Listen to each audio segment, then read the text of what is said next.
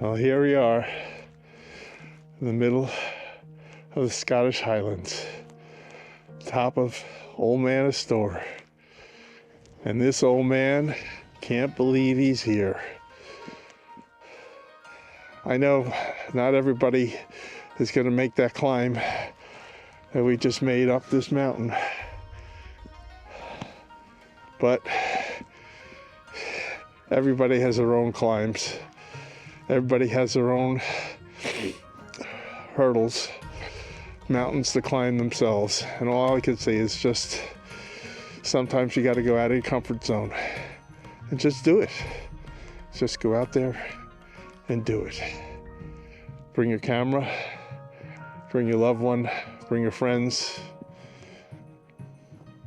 bring your passion. The joy of life, the joy of nature. It doesn't get better than this.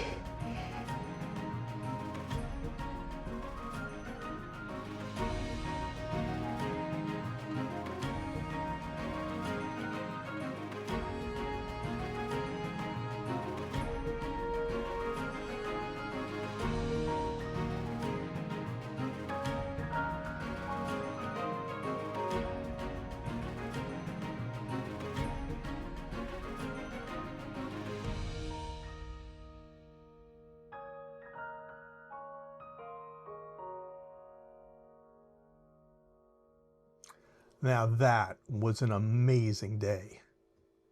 Back in the fall of last year, I received a call from landscape photographer extraordinaire, good friend, and mentor Nigel Danson, asking me if I would join him this winter on a 2-week trip to the Scottish Highlands. Clearly, this was an opportunity there was no way I was going to pass up. In this video, I'm going to talk about the first leg of this journey. As we start out in the magnificent snow-covered mountains of Glencoe and follow on to the Isle of Skye, we experience varied weathered conditions, magnificent vistas, and I get to test my photography skills to the max. As I take you along with me on this, if you will, photography fellowship, I'm going to impart to you some important lessons I learned about the creative aspects of photography, the intricacies of composition, but most importantly, how this experience impacted me as a photographer, physician, and, more importantly, as a person. As some of you may know, last week while discussing my personal concerns about publishing enjoyable content in the throes of devastating world events, my Instagram feed went viral. I'll put a link up top to this video. And it turns out, based on the thousands of supportive comments I've received, that there is a huge thirst for creative content that showcases the beauty of nature, the commonality of cultures around the world, and the importance of and supporting a call to climate action. As a physician, parent, and general caring human being, I believe with every breath of my soul that photography is an amazing medium that on the part of the photographer and the viewer can benefit multiple health issues, such as depression, anxiety, and post-traumatic stress disorder.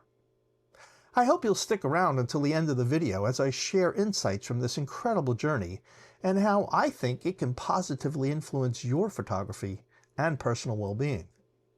Please don't forget to subscribe, like, and leave a comment below. I'd really love to start a meaningful conversation with you. Now, sit back and soak in the beauty of the Scottish Highlands. Let's do this. First day, Glencoe. We're here. We are. It's been amazing. It's been amazing. What could go wrong?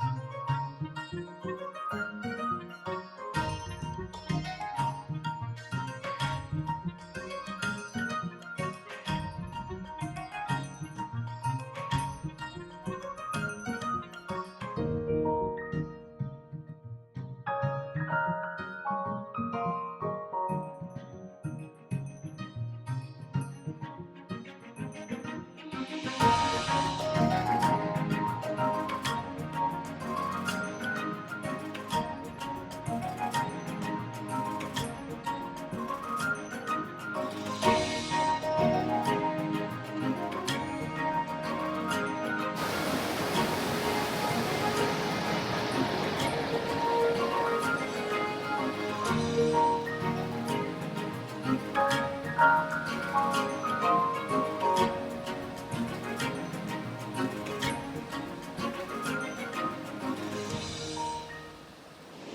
morning. Today, I come to you from the amazing Glencoe, Scottish Highlands, some of the most idyllic scenery in the world. This is the first leg of a 2-week journey of photography madness. And madness isn't even close to describing the incredible 2 weeks we had. Along with fellow photographers Rhiannon Lawler and Rick Bebbington, who would join us later in the trip, I came away with not only memories to last a lifetime, but the experience, confidence, and joy that only the awe of nature and being outside in the elements can bring. We would be getting up before dawn for 14 sunrises and 14 sunsets. Rain or shine, wind, snow, or hail, we weathered the elements to look for the best light, best compositions. And what I came away with was, well, an appreciation for how amazingly hard it can be sometimes for photographers to get the shot. But soon into the trip, I found my stride. The composition started appearing to me. A road leading into a valley acting as a perfect leading line. Observing the flow of a waterfall and taking the time to change my exposure to capture the rhythm of the water. The ability to capture light when the light was poor. And making sure to rush out when the light was truly magical.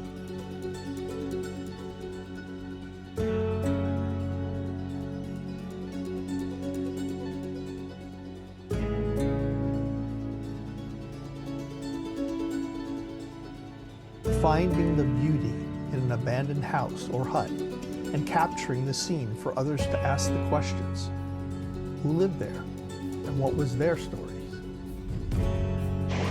Well, another waterfall.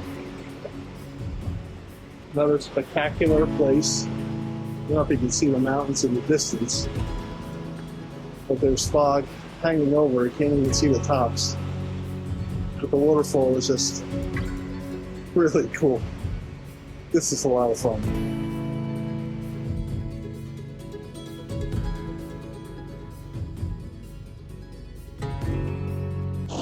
Now, some of you may be saying right now, what's a physician who's got everything in the world back home, the most amazing family, practice, patients, doing out in the middle of nowhere? Well, this is some of the most beautiful scenery in the world. And granted, it's hard to get here. I'm covered in mud. I had to climb over rocks, mud, bogs to get here. But there's just something about being outside and hitting the shutter and seeing this beautiful scenery unfold in front of you that just makes it all worthwhile.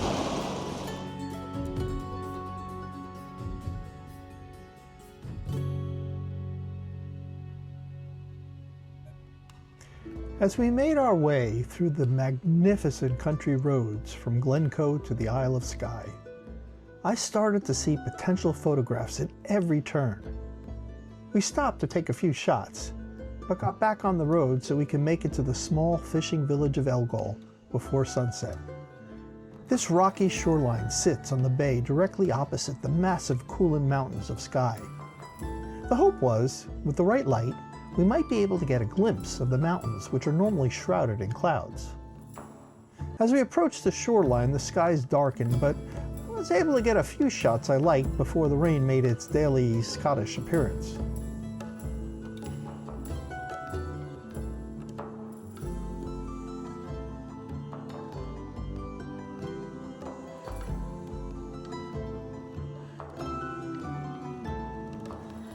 Utilizing the to and fro of the waves with different exposure settings and timing, as well as different rock formations, I was able to create some interesting foregrounds leading up and leading one's eyes into the Coolin Mountains.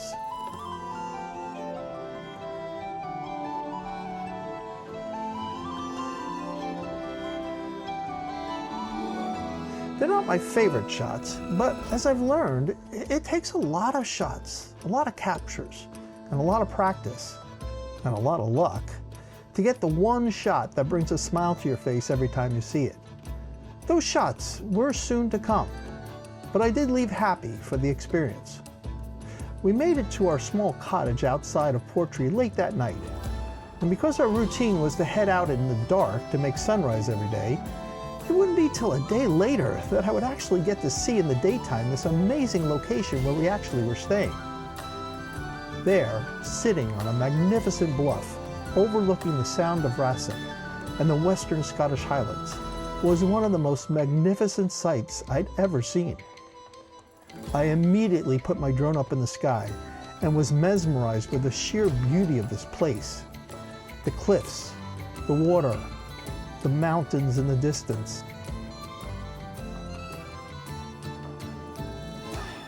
The waves crashing over the shoreline.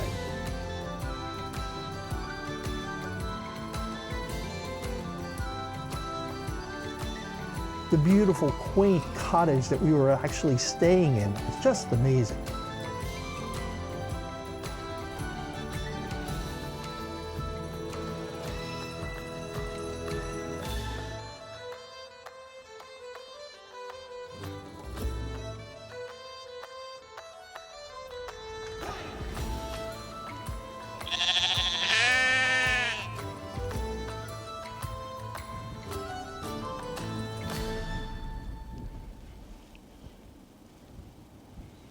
The next morning, we headed out at dark to hike up to the famous mountain known as the Old Man of STORR. Standing at 55 meters high, the Old Man component of the name derives from the fact that when seen from the front, this rocky pinnacle and the STORR behind it create the face of a haggard and craggy old man. Fresh snow had fallen the night before, and headlamps lit, we headed out over the slippery, extremely steep terrain towards the summit. Now, for someone pushing 65 who prior to 3 years ago rarely if ever hiked, completing this steep climb in the dark, in fresh snow, with a full camera pack on my back was no easy feat. There were many moments when I felt defeated and thought I wouldn't make it, but I was determined to see the summit at sunrise. And as the sun started to come up, and I could see the magnificent view surrounding me, a sudden burst of adrenaline boosted me to the top. And boy, was it worth it. What a view.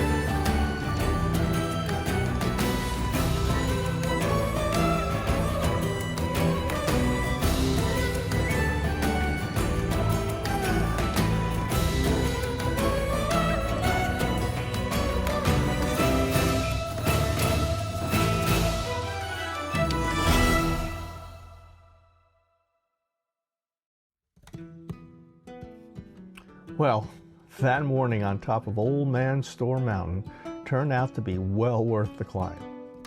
While I captured incredible images, many still awaiting discovery and editing, I gained far more than just photos and footage.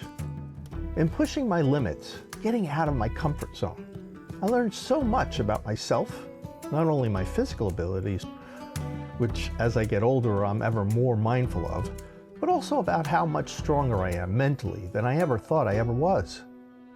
I made sure at the top of the mountain and at all the amazing places I visited in this journey to put the camera and drone down and spend some time just taking in the beauty that engulfed me. I immersed myself in the stunning beauty around me. I inhaled the crisp, invigorating air, closely observing how light attaches to the world, highlighting shadows, colors, and textures in the landscape, all of which gave me a new appreciation for photography and for the world and even my place in it. And with the help and camaraderie of Nigel and Rhiannon, I felt more confident calling myself, well, a photographer, which freed me up to discover my own compositions and style so that I could, with my captures, tell the story that I wanted to tell. I hope you enjoyed this story today, and if so, please like, subscribe, and leave a comment below. You know, YouTube can be tough, and your feedback is crucial for growth. Comments will help me tailor content to what you want to see. So please, I'd love to hear your thoughts. And stay tuned for part 2 of my Scottish Highlands adventure, where I tackle an even more technical hike up to the Needle in the Quering on the Isle of Skye. And after that, we journey on to one of the world's photography paradises, the Isle of Harris. So don't miss out. Sign up for alerts on my website in the link below, and ring that bell so you can get alerts and subscribe. And thank you for watching. I'll see you soon. No matter what you do in life, no matter what your situation, how well off you are or not, you need to find a way to get out, find a hobby, something to do, something to keep your mind engaged with nature and the world. Till next time.